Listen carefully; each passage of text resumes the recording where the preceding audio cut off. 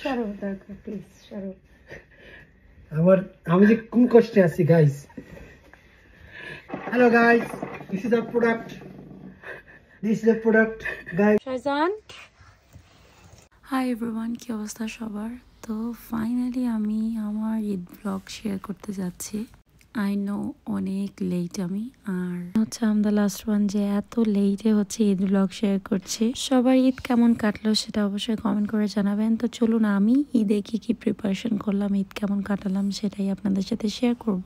তো ঈদ প্রিপারেশন আমার শুরু হয়েছিল ঈদের আগের দিন রাত থেকে। তো আমি আগে ডিসাইড করেছিলাম যে আমি কি ডেজার্ট করব। তো আমি 4 আইটেমের হচ্ছে ডেজার্ট করেছিলাম, বাট আমার হাতে সময় ছিল খুবই কম। শাহজান বিকেলের দিকে একটু ঘুমিয়েছিল, তো এইটুকু সময়ের মধ্যে আমি প্ল্যান করেছি কি করব। তো প্রথমেই হচ্ছে আমি দুধ সেমাই করে নিয়েছি, লাল যে সেমাইটা থাকে সেটা। একটু বাঙালি ট্রেডিশনাল কিছু রাখার জন্য হচ্ছে আমি এটা করেছি। গত ঈদে আমি হচ্ছে নবাবী সেমাইটা করেছিলাম, তো এই জন্য ভাবলাম এবার দুধ সেমাই করি। আর এরপর হচ্ছে প্রথমবার আমি গোলাপজাম বানিয়েছি। এর আগে বাংলাদেশে বানিয়েছিলাম মনে হয় 1-2 বার, খুব একটা ভালো হয়নি। তো এখানে আমি এসে এই প্রথমবার ট্রাই করলাম, খুবই ছোট ছোট করে বানিয়েছিলাম। আর সুমন খুবই পছন্দ করেছে এটা। যেহেতু অনেক দিন পর আমি ট্রাই করেছি গোলাপজাম বানানোর, তো এই জন্য আমি অনেক বেশি বানাইনি। মিষ্টিটা আসলেই অনেক সফট হয়েছিল, মানে এর আগে যখন বানিয়েছিলাম ভেতরটা অনেক শক্ত ছিল। আর এখানে আমি বানিয়েছি হচ্ছে তিরামিসু, বাট আমি অ্যাজ ইউজুয়াল নর্মাল তিরামিসু যেটা হয় সেটা করিনি। আমার যে কোনো রেসিপিতেই হচ্ছে নিজের একটু টাচ আপ বা নিজের একটু টুইস্ট না রাখলে ভালোই লাগে না। তো আমি হচ্ছে এখানে লেয়ারিং করেছি বারবনের যে বিস্কিটটা থাকে, চকলেট বিস্কিট, সেটা দিয়ে। তো বলা যায় সেটাও আমার প্রথম এক্সপেরিমেন্টাল ডেজার্ট ছিল, অ্যান্ড রেজাল্ট অনেক ভালোই ছিল, মজা হয়েছিল। আর শেষের দিকে একদম বসিয়ে দিলাম হচ্ছে পুডিং। তো এই ছিল আমার ঈদের আগের দিনের রাতের প্রিপারেশন। খুব কম সময়ের মধ্যে আমি এগুলো করেছিলাম। তো এটা ছিল পরের দিন সকাল, মানে ঈদের দিন সকালবেলা। খুবই এক্সপেকটেশন নিয়েছিলাম যে আমি একটা get ready with me relax একটা ভিডিও করব, যেহেতু সুমন ছিল শাহজানকে রাখতে পারবে এই ভেবে হচ্ছে আমি ভিডিওটা শুরু করেছিলাম।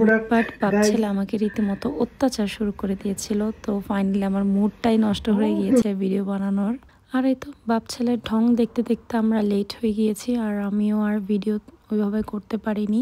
তো আমার ভিডিওটা কমপ্লিট হয়নি, তো তাড়াতাড়ি আমি রেডি হয়ে নিচ্ছিলাম, আর অনেক লেট ছিলাম। যেহেতু হাতে সময় ছিল না, আমি আসলে জুয়েলারি খুঁজে বের করে মিলিয়ে রাখবো এরকম সময়টা আমার ছিল না। তো আমি ফাঁকিবাজি যেটা করি, যখন দেখি যে আমার হাতে সময় কম, তখন আমার সেফ জোন হচ্ছে আমি টুকটাক গোল্ডের জুয়েলারি পরে ফেলি। কারণ দেখা যায় গোল্ড হচ্ছে কম বেশি সব ড্রেসের সাথেই মানিয়ে যায়। তো ফাইনালি আমাদের রেডি হওয়া ডান। তখন বলা যায় 12:30-1টার মতো বেজে গিয়েছে। তো আমরা বের হব এখন। ইংল্যান্ডে এটা আমাদের 4র্থ বছরের ঈদ বলা যায়। দেখতে দেখতে 4 বছর প্রবাসে কেটে গেল। রোজার ঈদটা এখানে আমার ভালো লাগলেও কুরবানির ঈদটা আমি মিস করি আমার বাংলাদেশকে। স্পেশালি যখন সব ভাই বোন গ্রামে গিয়ে একসাথে ঈদ উদযাপন করা হয়, এই ব্যাপারটা আমি খুবই মিস করছিলাম। যদিও সেদিক থেকে বলা যায় আমি অনেকটাই লাকি, কারণ এখানে আমার নিজের আপন বড় ভাই, পরিবার, আমার মামারা অনেকেই আছে এখানে। তো সেদিক থেকে বলা যায় ঈদটা আমাদের মোটামুটি ভালোই কাটে। বাট নিজের দেশে ঈদ আনন্দ একদমই আলাদা। তো প্রথমে গিয়েছিলাম মামির বাসায়, তো সেখানে খাওয়া দাওয়া করে একদম ফুল ছিলাম। আর এখানে ভাবির বাসায় এসে দেখি ভাবি অনেক আইটেম রেডি করে রেখেছে সবার জন্য। তো এই তো ঈদের দিন সবাই সবার বাসায় যায়, খাওয়া দাওয়া করে, এই হচ্ছে ঈদ আনন্দ এখানে। আর আমি যতবারই ভেবে রাখি যে সুন্দর করে ব্লগ করব, বাট সেটা কখনোই হয়ে ওঠে না। দেখা যায় আমি সবার সাথে আড্ডা গল্প করতে করতে আর ভিডিও করার মতো আসলে ইচ্ছাই করে না। তো টুকটাক কিছু ভিডিও ক্লিপ ছিল, সেটাই শেয়ার করলাম। ঈদের দিনটা বলা যায় আমি সারাটা দিন ভাইয়ের বাসায় ছিলাম। আমি আমার ভাতিজি ওদের সাথে আমার দিনটা, মানে ঈদটা কাটিয়েছি বলা যায়। এই প্রথম কোনো ঈদ এখানে আমি করলাম যেটাতে আমি মেলায় একবারের জন্যও যাইনি, মানে কোথাও যেতে ভালো লাগছিল না। তো বলা যায় বাসায় ছিলাম, ওয়েদারটাও খুব একটা ভালো ছিল না, আর আমার খুব একটা বের হতে ইচ্ছে করছিল না। বলা যায় সারাদিন আমি ভাবির বাসায় ছিলাম। দেন আমরা হচ্ছে সন্ধ্যার পর বাসায় ফিরে আসি। ভাবি যদি বলেছিল নাইট স্টে করতে, বাট পরের দিন হচ্ছে আমি আবার ভাবিদেরকে বলেছিলাম আমার বাসায় যেতে, কারণ ঈদের দিন যেহেতু আমার বাসায় কেউ যায়নি।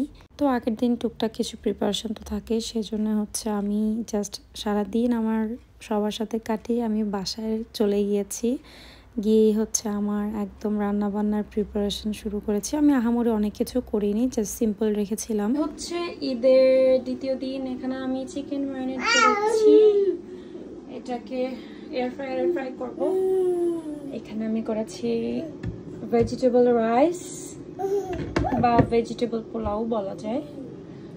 আর এখানে আমি করেছি হচ্ছে চাইনিজ ভেজিটেবল। এখানে আমি একটু এই যে চিংড়ির পাকোড়া করছি, টেম্পুরা যেটা। তো রান্নাবান্না শেষ করে আমি একটু রেডি হয়ে নিলাম। শাইজান আর আমি ম্যাচিং কালারের হচ্ছে ড্রেস পরেছি, যেহেতু বাসায়। তো আমি হচ্ছে এই কোট সেটটা পরেছি। এটা আমি লাস্ট রোজার ঈদের হচ্ছে নিয়েছিলাম, বাট পরা হয়নি। তো যেহেতু ঈদের সময়, তো ভাবলাম বাসায় যেহেতু একদমই সালোয়ার কামিজ পরা হয় না, তো আজকে খুব মন চাইলো যে পরি। আর এদিকে আমার রান্নাবান্না একদম রেডি, ভাবির এখনো আসেনি। তো এর আগে আমি সবকিছু রেডি করে রেখেছিলাম। এখানে আমি একটা কিউকাম্বার রায়তা টাইপের করেছিলাম, এটার টেস্ট একদম মনে হচ্ছিল বোরহানি। তো এই যে টুকটাক রান্নাবান্না শেষ, আর এই হচ্ছে আমার ডেজার্টের ফাইনাল লুক। ঈদের দিন আমাদের ডেজার্টটা আসলে ধরাই হয়নি, কারণ আমরা অনেক তাড়াহুড়া করে রেডি হয়ে বের হয়ে গেছিলাম। তো ডেজার্ট ওইভাবেই ছিল। তো ফাইনালি বলা যায় আজকে আমাদের ডেজার্ট ট্রাই করা হবে। আমি একটু ট্রাই করেছি ডিফারেন্টলি খাবারগুলো রিপ্রেজেন্ট করতে, যাতে বোরিং না লাগে। এই তো এইভাবেই চলে গেল আমার ঈদটা। সবার ঈদ কেমন গেল সেটা অবশ্যই কমেন্ট করে জানাবেন। আজকের মতো ব্লগটা এখানেই শেষ করছি, দেখা হবে নেক্সট কোনো ব্লগে। সবাই অনেক ভালো থাকবেন, আল্লাহ হাফেজ।